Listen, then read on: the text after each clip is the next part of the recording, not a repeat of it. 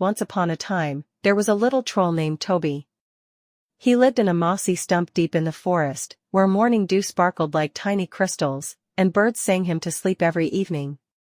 Every day, he collected glittery stones. Big and small, smooth and bumpy, some shimmering like stars, others like sugar crystals. He placed them in neat piles around his stump and gave them names like Twinkle, Spark, and Thunder Rock. But one morning, something strange happened. When Toby woke and stretched, he felt something under his pillow. He carefully lifted it and found a treasure map. With winding paths, a drawn tree, and a big red X. Toby's eyes widened. A real treasure. Maybe even more stones. He packed his little bag with a sandwich, a magnifying glass, and a cup of rosehip tea, because you always need that on an adventure, and set off with excitement in his heart and moss between his toes. He walked through brambles and over little bridges made of fallen branches. Butterflies danced around him like colorful companions, and kind deer watched curiously as he passed by. After a while, he reached a large, ancient oak, just like on the map. In its shadow rested an old tree owl, her feathers blending into the bark. She squinted at him with wise eyes.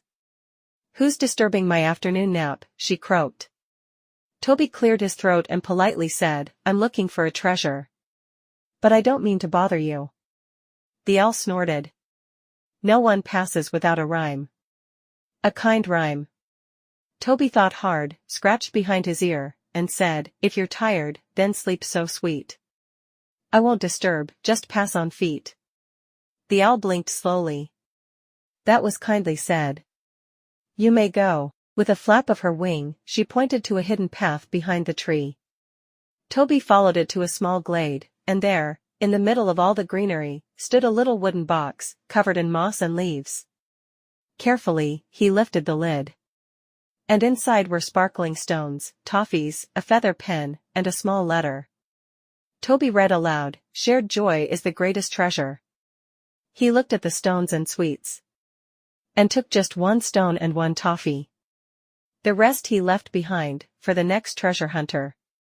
As he walked home, his legs ached a little, but his heart felt light, and when he crawled into his stump bed, he placed the stone on his pillow, as a memory, and fell asleep with a smile. And maybe, just maybe, he whispered in his sleep, "Shared joy is the greatest treasure." Seedling epilogue, what Toby learned.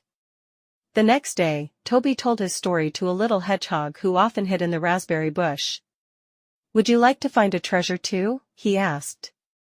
The hedgehog nodded shyly. So Toby drew a new map, with the same oak tree, the same path, but a new little X. And when the hedgehog arrived at the box, there was a stone, 2 toffees, and a new note, "Hi. I left something for you. Don't forget, shared joy is best." Toby kept drawing maps, hiding tiny treasures, and writing kind notes for others who might need an adventure, or just someone to care, because Toby now knew the treasure wasn't the stones or the sweets. It was the kindness. The giving. The joy of seeing someone else smile. And sometimes, if you listen closely in the forest, you might hear a tiny troll voice whisper, "Shared joy is the greatest treasure."